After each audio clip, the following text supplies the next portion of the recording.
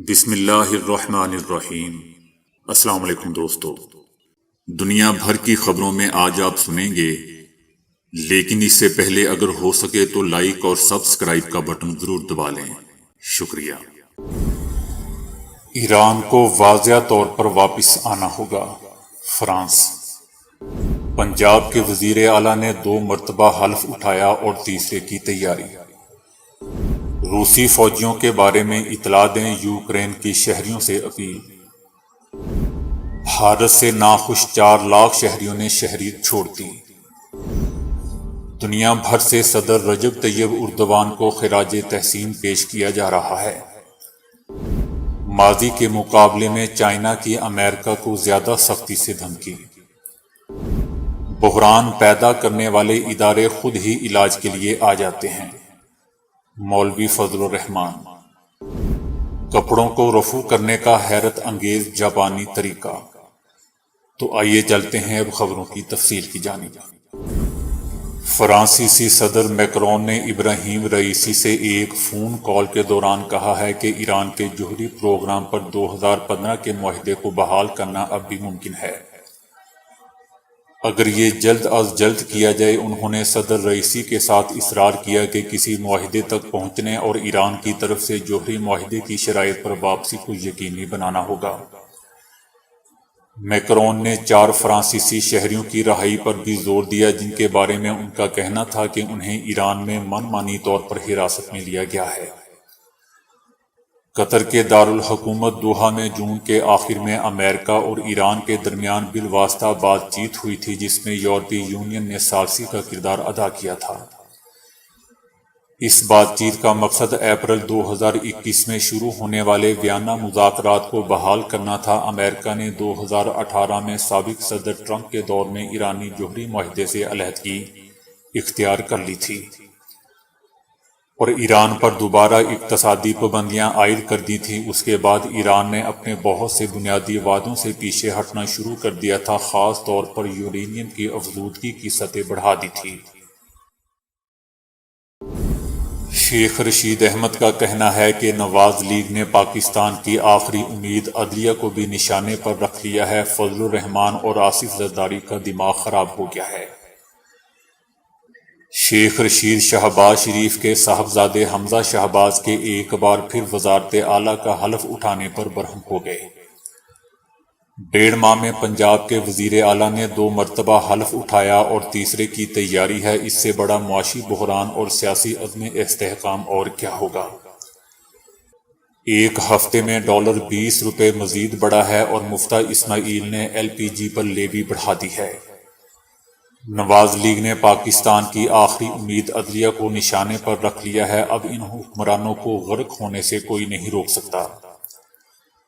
دوسری طرف قمر الزما قاہرہ نے کہا ہے کہ عدالت عظمیٰ اور قابل احترام جج صاحبان نے وزیر اعلیٰ پنجاب حمزہ شہباز کو ٹرسٹی وزیر اعلیٰ کہا ہے، جس کی آئین میں کوئی گنجائش نہیں ہے۔ ایسی تشریحات کیوں کر دی جاتی ہیں جو آئین سے بظاہر متصادم ہوں؟ ان کے عہدے کو چھوٹا کر کے ٹرسٹی کہہ دینے پر تعجب ہے۔ عدلیہ کا احترام اپنی جگہ، لیکن سیاسی اداروں کا احترام بھی کسی سے کم نہیں ہونا چاہیے۔ دوستو، اس پر صرف میں اتنا کہوں گا کہ ان کی شکلیں ہیں کہ ان کا احترام کیا جائے۔ بہرحال قمر الزما قاہرہ نے کہا کہ آج کل ہمارے بہت سے سیاسی معاملات عدالتوں میں جا رہے ہیں۔ میں سیاسی جماعتوں سے بھی کہوں گا کہ ہمیں اپنے فیصلے خود کرنے چاہیے۔ قمر الزما قاہرہ نے کہا کہ کل ہونے والی سماعت کے دوران عدالت کے چند جج صاحبان نے کچھ تبصرے کیے، ان پر بھی ہمیں تحفظات ہیں۔ جج صاحبان کا کام فیصلے دینا ہے۔ اگر وہ فیصلہ سنانے سے پہلے اس طرح کے تبصرے کریں گے تو ان کی ذات سے متعلق غیر جانبداری کا تصور متاثر ہوگا۔ فل کورٹ کے مطالبے پر عدالت کو کوئی اعتراض نہیں ہونا چاہیے۔ اس طرح کے معاملات میں عدلیہ کو اپنا دامن دھبوں سے بچا کر رکھنا چاہیے۔ کچھ ماضی کے دھبے ہیں جو اب تک دھلے نہیں ہیں۔ عدلیہ مزید دھبوں کی متحمل نہیں ہو سکتی۔ انہوں نے کہا کہ وزیر اعلیٰ کے انتخاب کے بعد شور مچایا گیا کہ PTI کے مینڈیٹ پر ڈاکہ ڈال دیا گیا ہے، جبکہ انتخاب سے پہلے عمران خان سمیت دیگر لوگوں نے آصف علی زرداری کے خلاف گندی زبان استعمال کی۔ دوستو اس کو کوئی بتائے کہ جو زرداری کے کام ہے کیا اس پر کوئی درود پڑھ کر اس کو بخشے۔ تیسری طرف مریم اورنگزیب نے کہا ہے کہ اقتدار میں واپسی کے لیے خان کو اسٹیبلشمنٹ اینٹی اسٹیبلشمنٹ کا کھیل نہیں کھیلنے دیں گے۔ فوج اور عدلیہ کو سیاست میں گھسیٹنا بند کرو۔ مریم اورنگزیب نے کہا کہ 100 گنڈے اور 100 چھیتر اب عمران صاحب کا مقدر ہے۔ دوستو اس عورت کے بارے میں ہمیشہ یہ کہتا ہوں کہ جو کہ نہیں کہنا چاہیے، لیکن یہ بات ہی ایسی کرتی ہے کہ جیسا اس کا منہ ہے ویسی ہی اس کی باتیں ہوتی ہیں۔ اب یہ بیچاری کیا کرے؟ بہرحال مریم اورنگزیب نے کہا کہ نواز شریف اور مسلم لیگ نون کا بیانیہ آئین کا بیانیہ ہے اور رہے گا۔ عمران خان کا بیرون ملک سازش کا بیانیہ دفن اور اسٹیبلشمنٹ اور اینٹی اسٹیبلشمنٹ کا بیانیہ شروع ہو چکا ہے۔ یوکرین کی وزارت دفاع نے روس کے قبضے میں چلے جانے والے اہم شہر میں رہنے والوں پر زور دیا ہے وہ یہ بات سامنے لائیں کہ روسی فوجی کہاں رہ رہے ہیں اور کون سے لوگ ان سے تعاون کر رہے ہیں۔ اسی شہر میں ایک اہم ایٹمی بجلی گھر بھی واقع ہے۔ برائے مہربانی ہمیں ایک ہنگامی معاملے کے طور پر قابض فوجیوں، ان کے اڈوں اور رہائشی پتوں کے بارے میں بالکل درست معلومات دیں، جبکہ کمانڈنگ سٹاف کی رہائش کے بارے میں بھی بتائیں۔ اسی طرح ان مقامی لوگوں کے بارے میں بھی پوچھا گیا ہے جو قابض فوج کے ساتھ معاونت کر رہے ہیں۔ قابض فوج کی معاونت کرنے والے کہاں رہتے ہیں اور کہاں کام کرتے ہیں۔ اسی طرح قابض فوج کے ساتھ ہمدردی رکھنے والوں کے بارے میں بتانے کا بھی کہا گیا ہے۔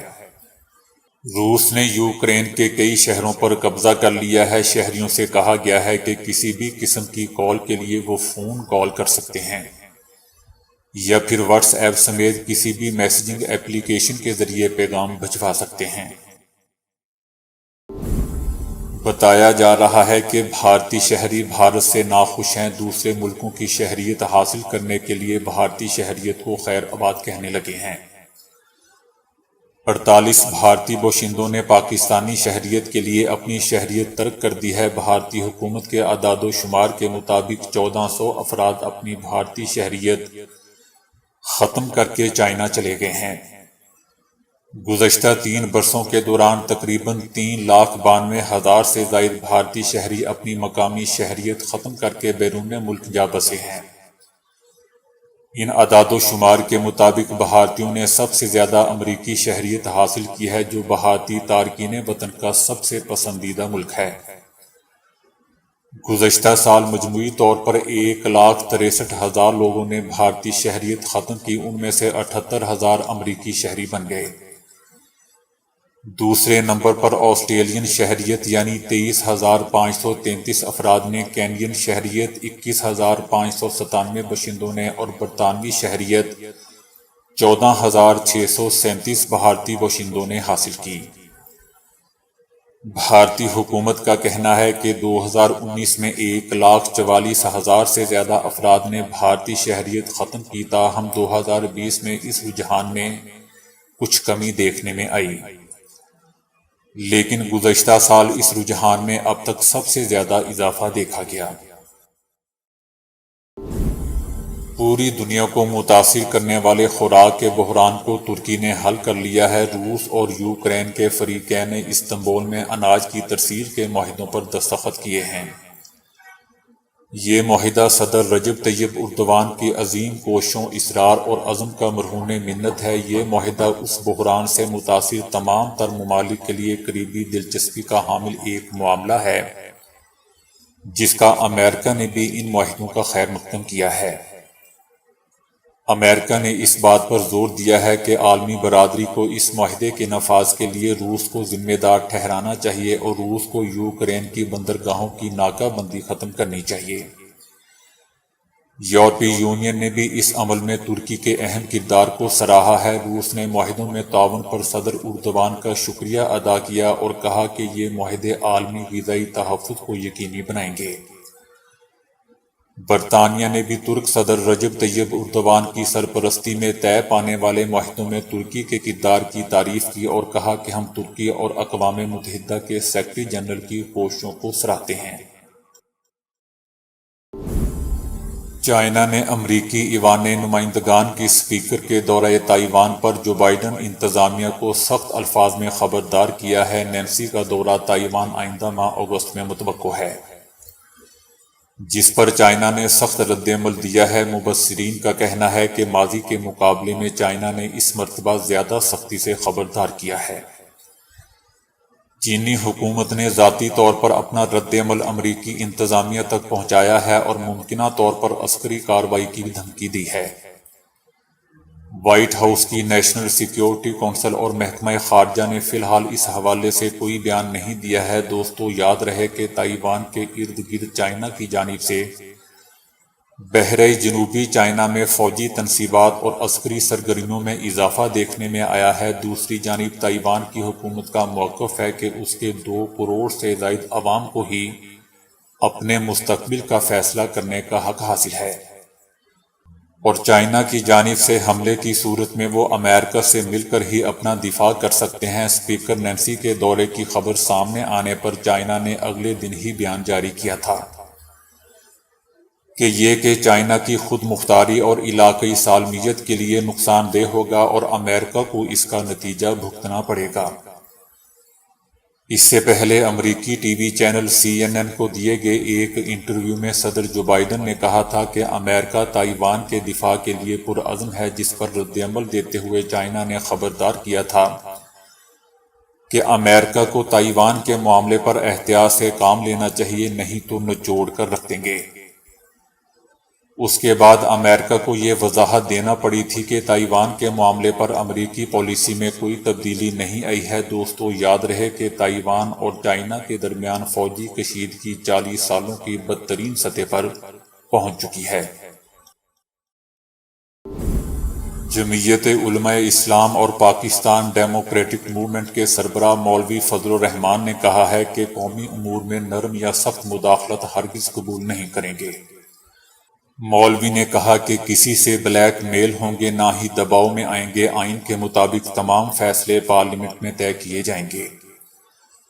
جب سے PDM کی حکومت آئی، پارلیمانی اور انتظامی امور میں مداخلت شروع ہو گئی ہے۔ یہ تماشا بند ہونا چاہیے۔ بحران پیدا کرنے والے ادارے خود ہی علاج کے لیے آ جاتے ہیں۔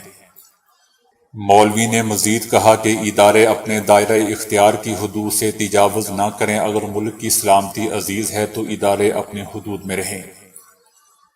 جس وقت وزیر اعظم عمران خان کی حکومت تھی تو عدالتیں اور فوج نے اس کو مکمل اور غیر مشروط حمایت دی۔ انہوں نے مزید کہا کہ وزیر اعظم عمران خان کی کوئی سیاسی حیثیت نہیں ہے،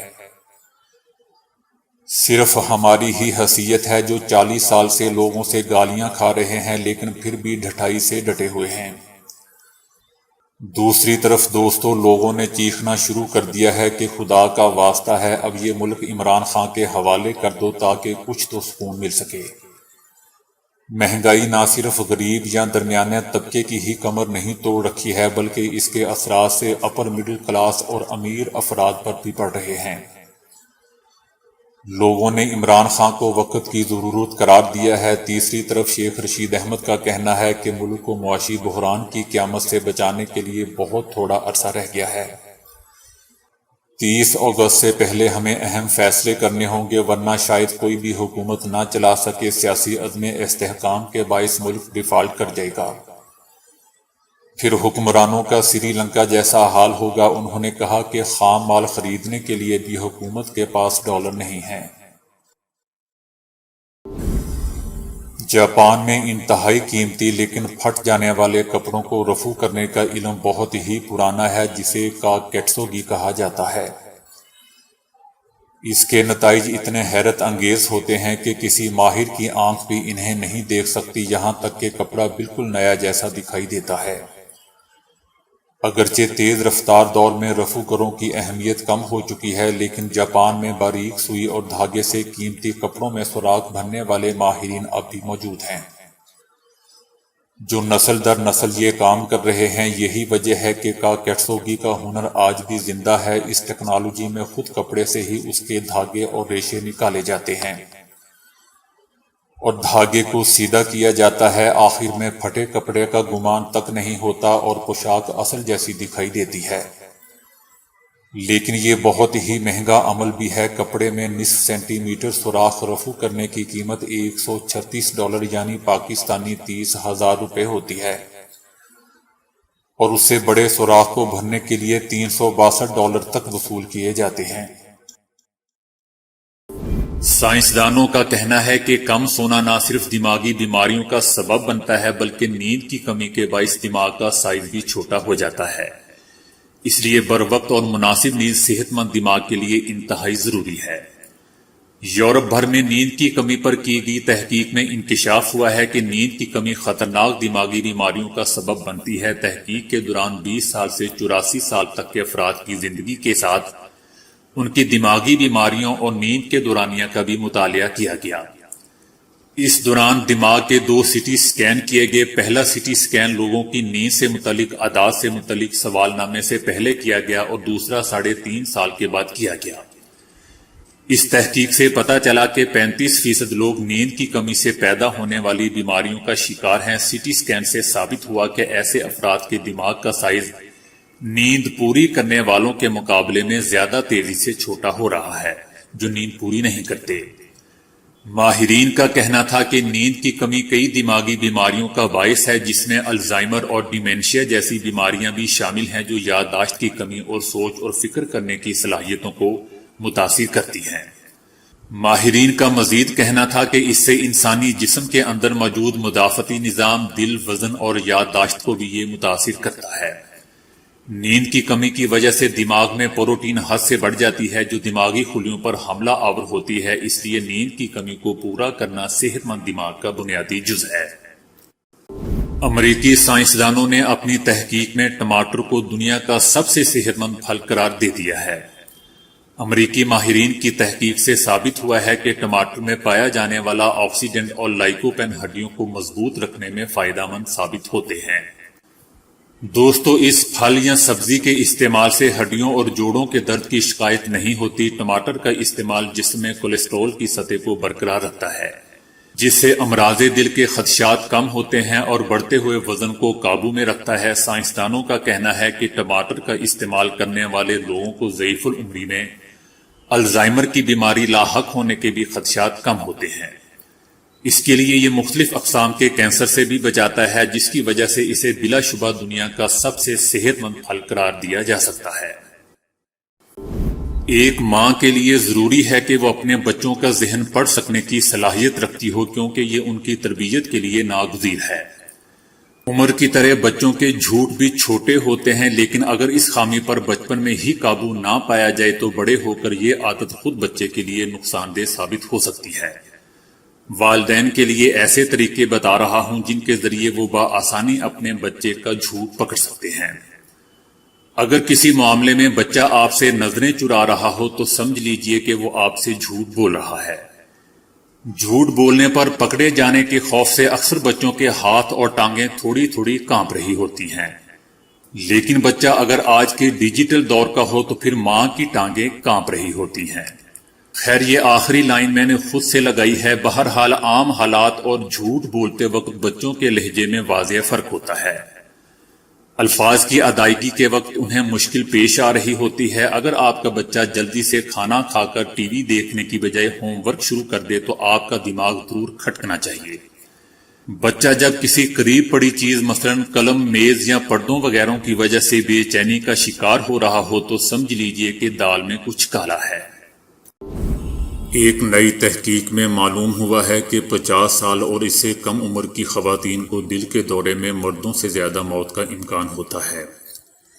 ماہرین کافی عرصے سے دل کا دورہ پڑنے کی وجوہات تلاش کرنے میں لگے ہوئے تھے تاکہ انسان کو دل کے دورے سے قبل ہی آگاہی ہو جائے اور کچھ امداد کی جا سکے، کیونکہ دل کا دورہ دنیا بھر میں اچانک موت کی سب سے بڑی وجہ ہے۔ ماہرین کے مطابق خواتین اور مردوں میں دل کا دورہ پڑنے کی علامات مختلف ہو سکتی ہیں۔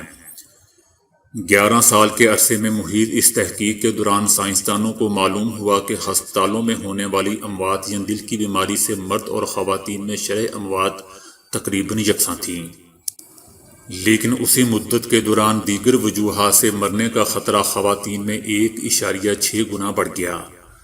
امریکہ کے ہارورڈ میڈیکل اسکول سے وابستہ اور اس تحقیق کی قیادت کرنے والے مصنف پروفیسر رون اسٹائن نے کہا کہ یہ بات اہم ہے کہ 50 سال سے کم عمر افراد میں مرد سب سے زیادہ دل کے دوروں کا سامنا کرتے ہیں۔